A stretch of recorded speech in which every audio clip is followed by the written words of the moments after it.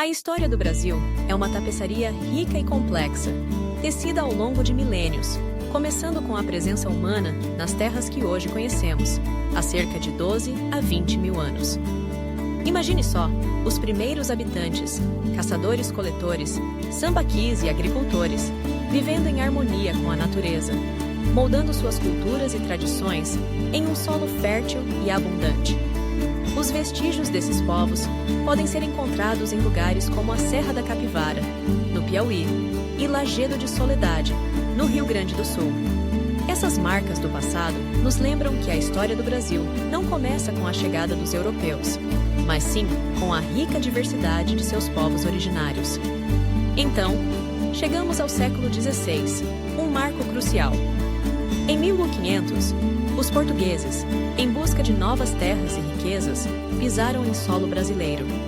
A partir desse momento, a vida dos povos indígenas mudaria para sempre.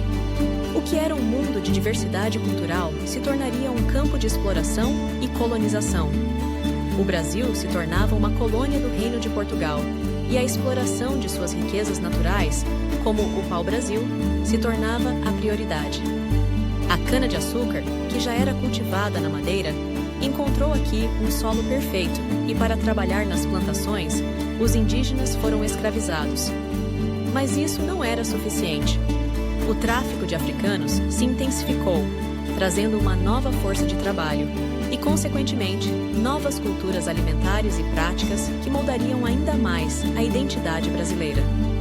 O período colonial, que se estendeu de 1500 até 1822, foi marcado por uma estrutura política que favorecia a metrópole. As capitanias hereditárias foram criadas para estimular o povoamento, mas, na prática, a administração era centralizada em Salvador, com o governo geral. A resistência não tardou a surgir, e a ocupação holandesa no Nordeste, entre 1630 e 1644, mostrou que outros europeus também estavam de olho nas riquezas brasileiras. Os holandeses, embora temporariamente, deixaram sua marca, trazendo inovações e influências culturais. O século XVIII trouxe uma nova revolução: o ouro. Minas Gerais se tornou o centro da exploração mineral, e a capital foi transferida para o Rio de Janeiro. Essa mudança não foi apenas geográfica, foi uma transformação que alterou o fluxo de riquezas e o desenvolvimento urbano. Mas a busca por liberdade também começou a ganhar força. A Inconfidência Mineira, em 1189, foi um grito de independência que ecoou entre os intelectuais e mineradores. O sonho de um Brasil livre do jugo português foi sufocado, mas não esquecido.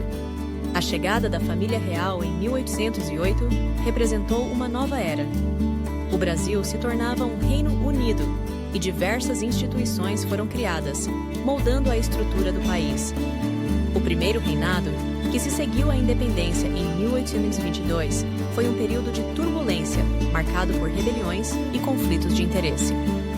Dom Pedro I, entre suas obrigações como imperador e seu laço com Portugal, deixou o trono nas mãos de seu filho, que era apenas uma criança. O Brasil passou por um período regencial, repleto de revoltas que refletiam a insatisfação popular. O segundo reinado, de 1840 a 1889, trouxe a ascensão da cafeicultura, que substituiu o açúcar como motor da economia.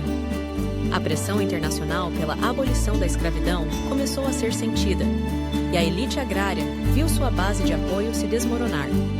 A Guerra do Paraguai, de 1864 a 1870, não apenas moldou a política militar, mas também alimentou o desejo de uma república entre os oficiais do exército.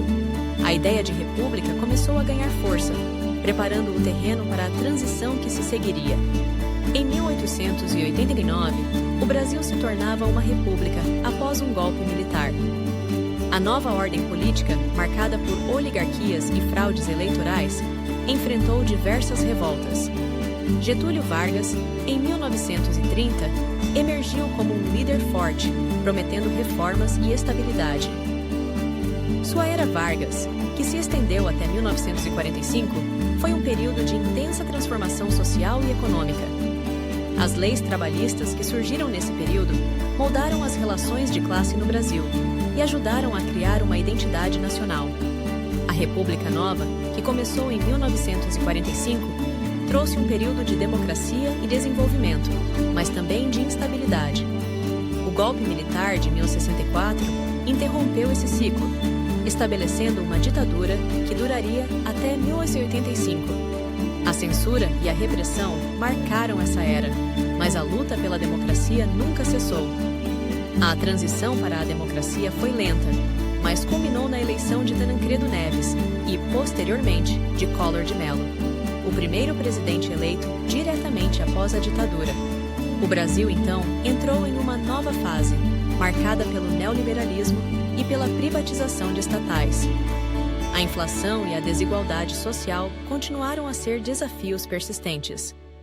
A eleição de Lula em 2003 representou uma mudança significativa, trazendo esperanças de inclusão e desenvolvimento, mas também escândalos de corrupção que assolaram seu governo e o de sua sucessora, Dilma Rousseff. Assim, a história do Brasil é um ciclo interminável de lutas, transformações e esperanças. É um país que, apesar de suas cicatrizes, continua a buscar seu caminho, sua identidade e sua justiça. Cada período, cada evento, cada personagem moldou o Brasil que conhecemos hoje. E a história não termina aqui. Ela continua a ser escrita a cada dia, por cada um de nós.